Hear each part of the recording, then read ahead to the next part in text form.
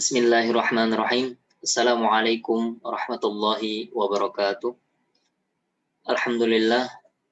Rabbi shrah li sadri wa yassir li amri wahlul 'uqdatam min lisani yafqahu qawli. Alhamdulillahi rabbil alamin. Wa bihi nasta'in wa ala umuri dunya waddin.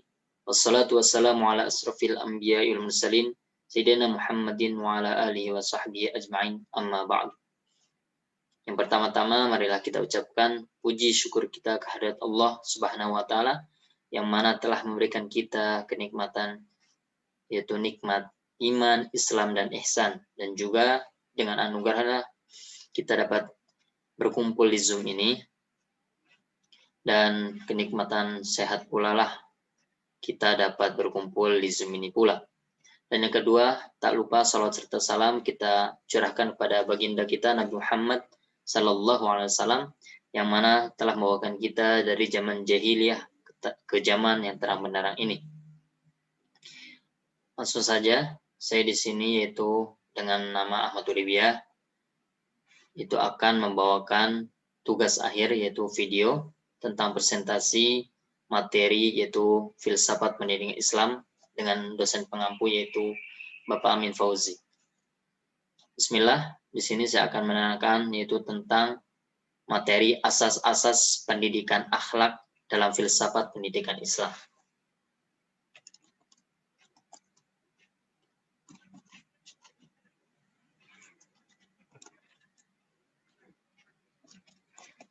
Nah, di sini slide selanjutnya itu ada makna pendidikan dan akhlak atau definisi dari pendidikan dan juga akhlak.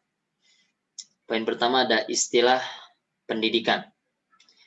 Menurut bahasa, yaitu dalam Kamus Besar Bahasa Indonesia, yaitu pendidikan berasal dari kata dasar yaitu didik, yang dimana yang diberi awalan menjadi mendidik, yang artinya proses pengubahan sikap dan tata laku ataupun tata krama, akhlak, nah itu adalah laku seseorang atau kelompok orang yaitu dalam usaha atau upaya yang bertujuan agar mendewasakan manusia, mendewasakan diri atau jati diri yang kita miliki, yaitu melalui upaya pengajaran dan pelatihan. Jadi apabila kita sering belajar dan juga mengikuti pelatihan-pelatihan, maka kita akan berpikir dewasa dan kita akan menjadi seorang yang terdidik dan berakhlak, insyaallah.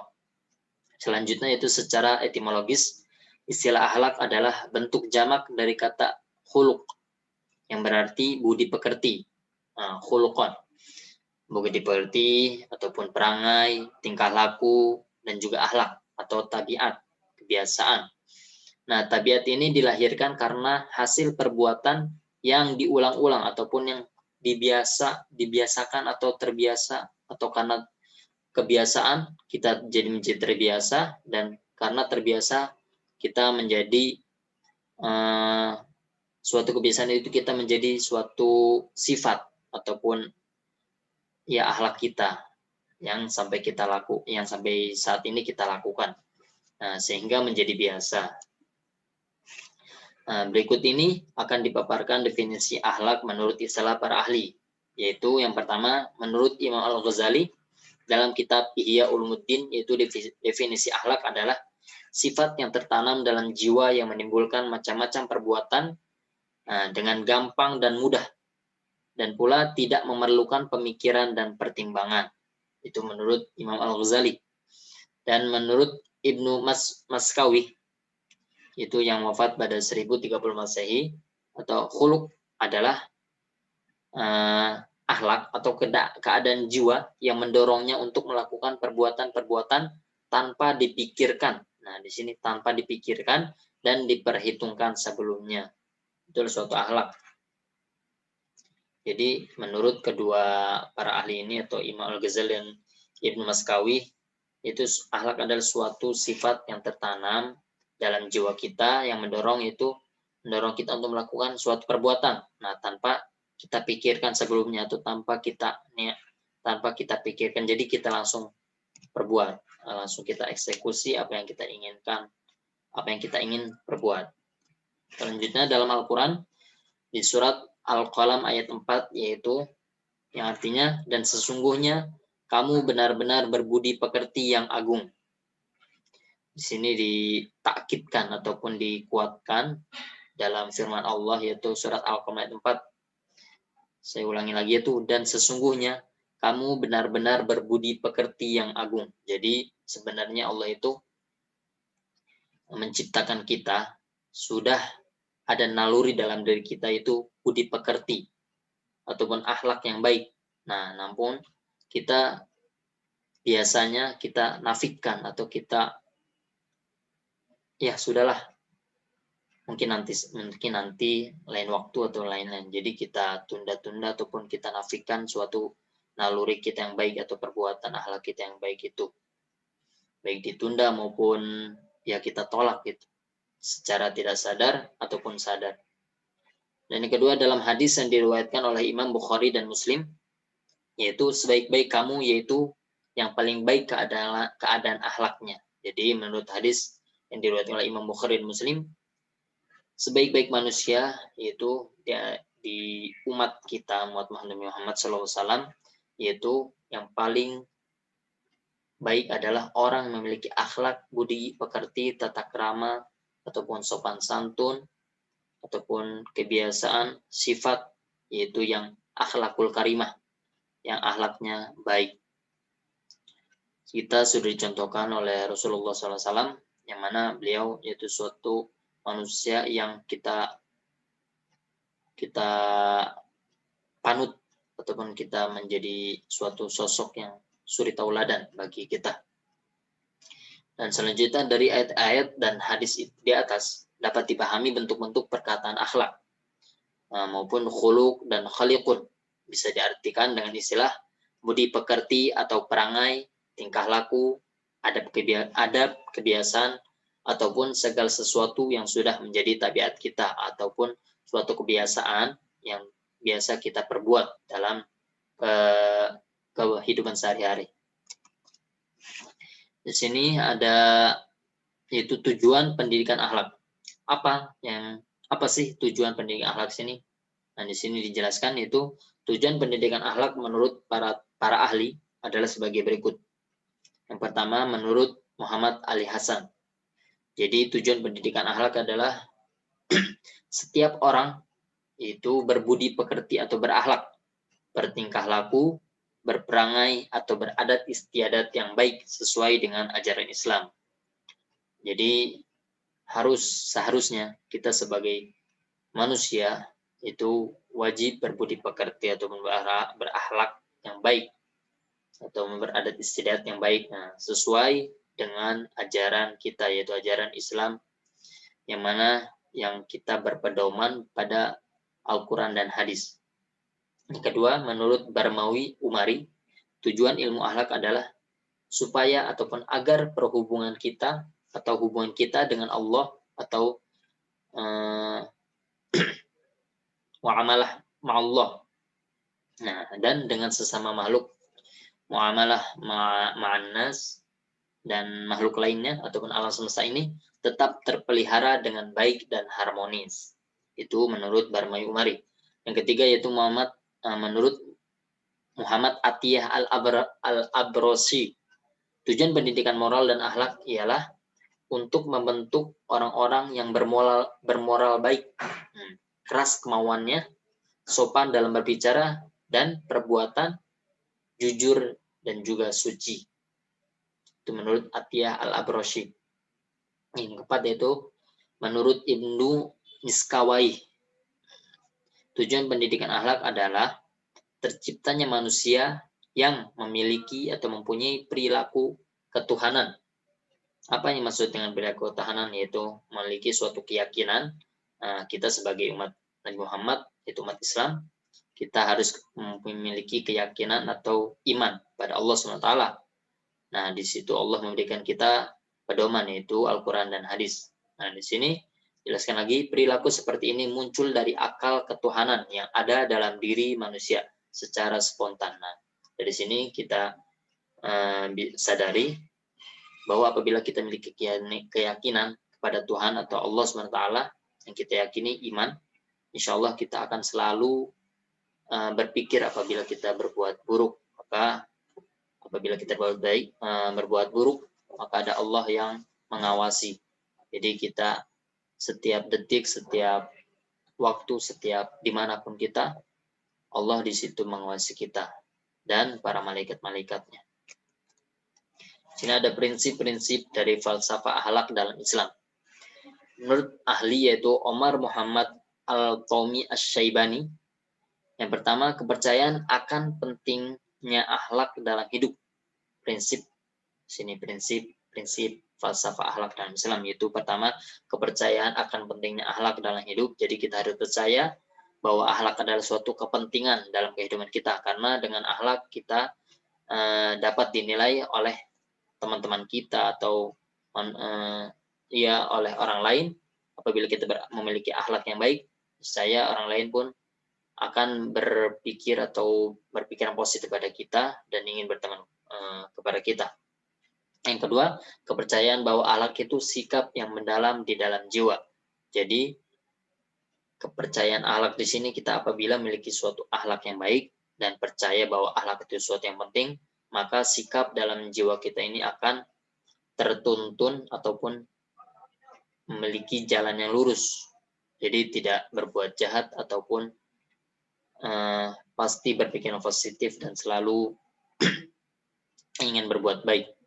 Yang ketiga yaitu kepercayaan bahwa akhlak dalam Islam untuk kebahagiaan dunia dan akhirat. Nah, dengan akhlak insya Allah kita akan berbahagia baik dalam kehidupan di dunia maupun insya Allah nanti di akhirat kelak, bagi kebaikan individu dan juga masyarakat.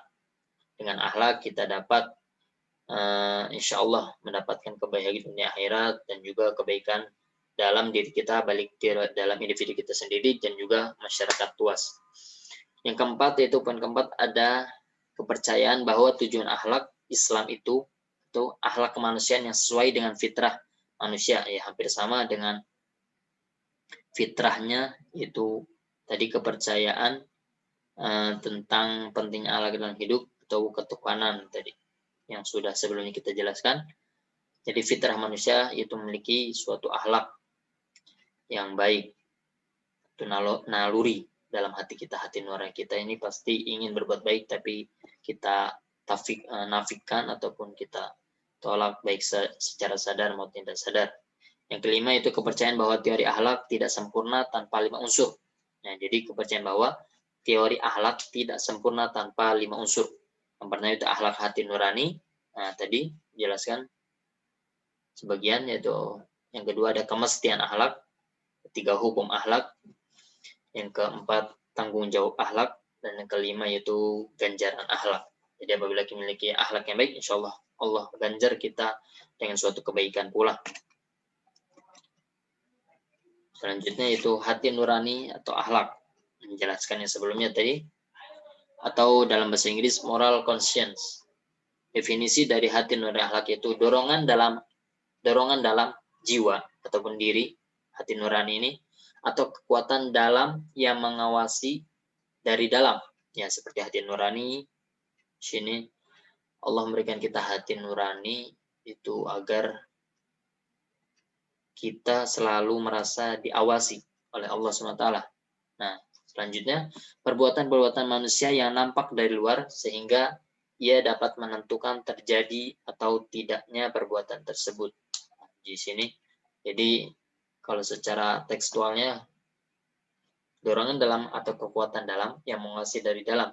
Maksudnya hati nurani sini, kita adanya dorongan dari hati nurani dan juga pengawasan dari hati nurani kita agar selalu memiliki akhlak yang baik atau akhlakul karimah.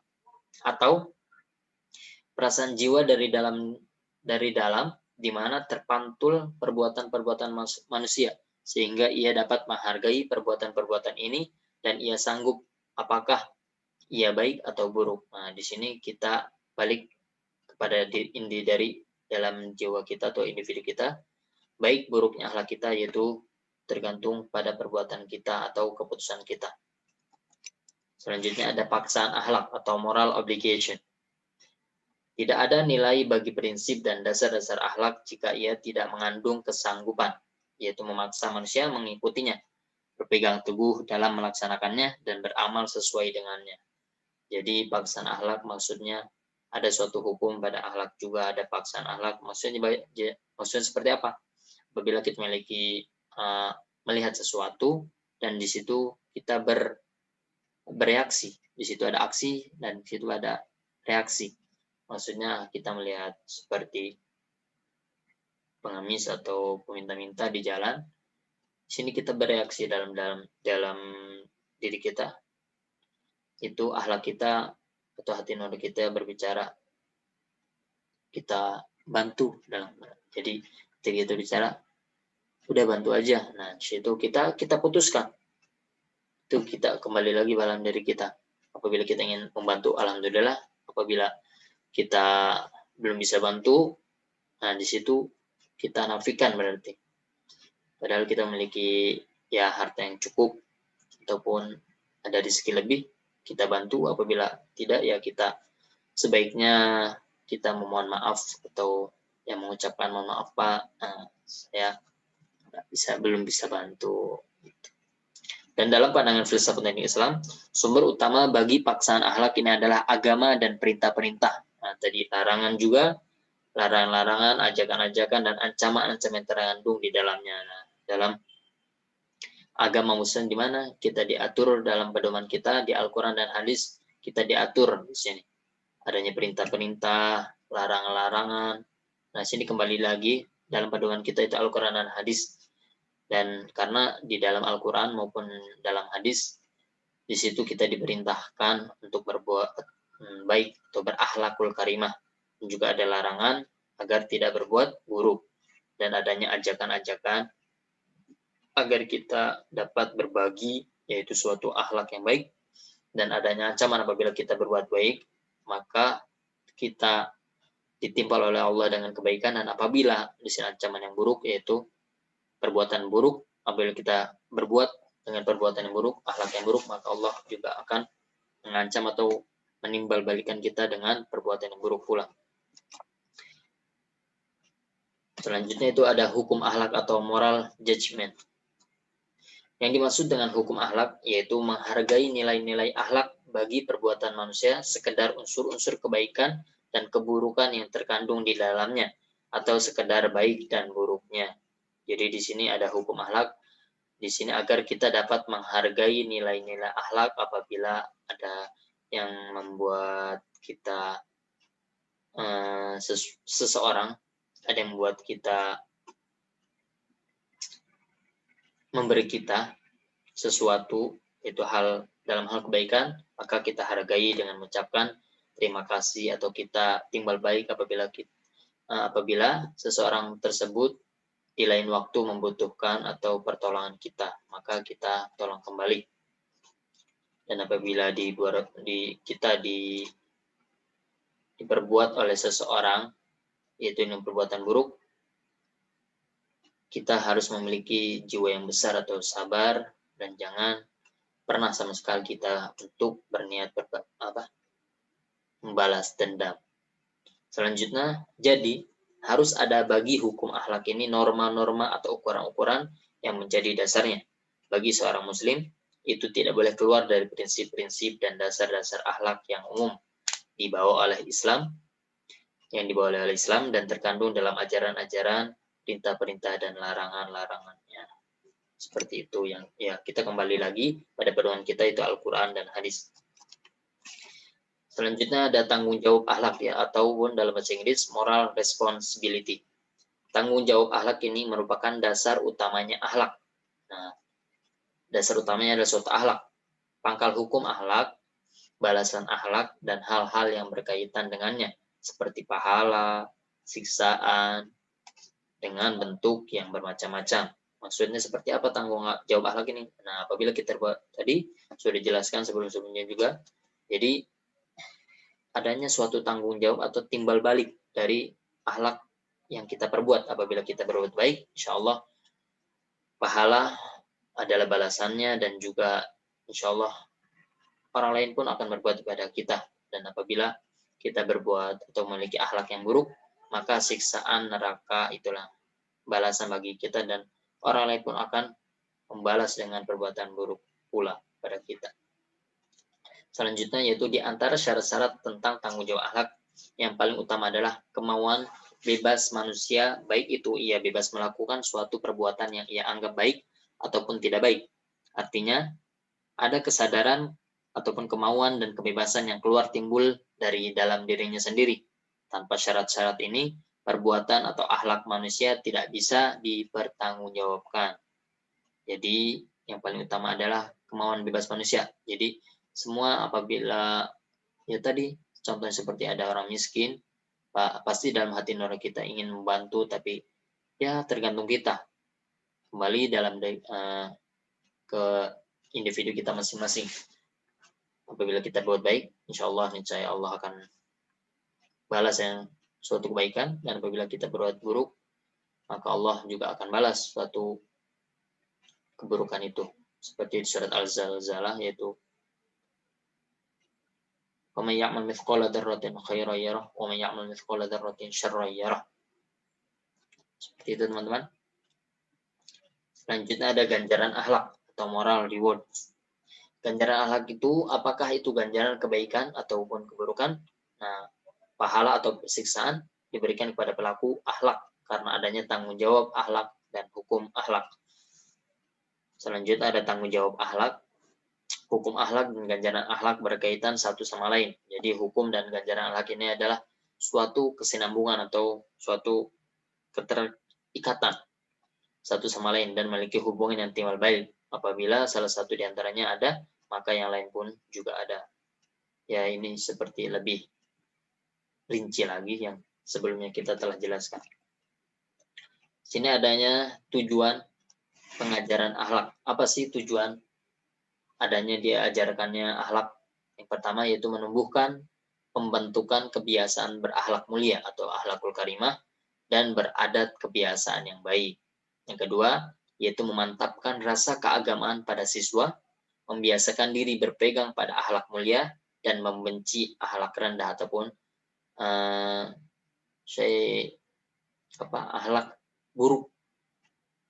Selanjutnya yang ketiga yaitu tujuan pengajaran akhlak yaitu membiasakan siswa bersikap rela, optimis atau positive thinking, percaya diri, menguasai emosi dan tahan menderita atau disebut pula sabar. Dan nanti diakhiri dengan ikhlas ataupun tawakal pada Allah SWT. Selanjutnya poin keempat yaitu membimbing siswa ke arah sikap yang sehat yang dapat membantu mereka berinteraksi sosial yang baik. Nah, jadi apabila kita ajarkan peserta didik kita akhlakul karimah atau akhlak yang baik, maka insya Allah mereka akan dapat berinteraksi sosial dengan orang lain secara baik. Mencintai kebaikan untuk orang lain, suka menolong, ya tadi berbagi yang baik-baik. Contohnya ya Baim Wong itu banyak sekali perbuatan baik atau sering berbagi pada orang yang kurang mampu, dan juga sayang kepada yang lemah dan menghargai orang lain. Selanjutnya yang kelima yaitu membiasakan siswa bersopan santun ataupun bertata krama dalam berbicara dan bergaul baik di sekolah maupun di luar sekolah. Jadi bukan hanya di sekolah saja mereka atau peserta didik ini bersopan santun, bertata krama ataupun memiliki akhlakul karimah, tapi di luar sekolah pun mereka wajib harus mesti memiliki akhlakul karimah atau sopan santun. Karena di sini orang lain akan menilai dari mana sekolahnya, kok Masya Allah anak ini baik, sopan santun. Nah, situ dinilai. Yang selanjutnya itu selalu tekun beribadah dan mendekatkan diri kepada Allah dan bermuamalah yang baik. Jadi kita harus biasakan para peserta didik maupun diri kita masing-masing agar selalu tekun beribadah karena suatu kewajiban, keharusan, kemestian kita sebagai manusia, karena kita sebagai manusia diciptakan oleh Allah untuk beribadah. Wa ma khalaqtul jinna wal insa illa liya'budun. Selanjutnya ada metode pendidikan akhlak. Menurut Al-Ghazali ada dua cara dalam mendidik akhlak, yaitu pertama mujahadah dan membiasakan latihan dengan amal soleh. Yang kedua yaitu perbuatan itu dikerjakan dengan diulang-ulang agar terbiasa. Dan apabila sudah terbiasa, maka akan menjadi kebiasaan.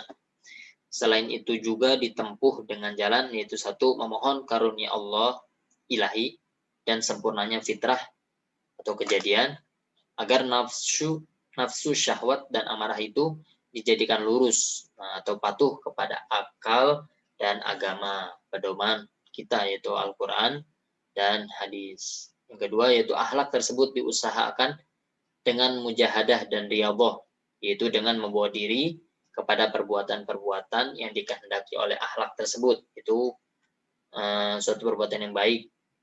Singkatnya, akhlak berubah dengan suatu pendidikan atau latihan. Selanjutnya, metode pembinaan akhlak. Yang pertama, metode keteladanan. Yang dimaksud dengan metode keteladanan yaitu suatu metode pendidikan dengan cara memberikan contoh yang baik kepada peserta didik.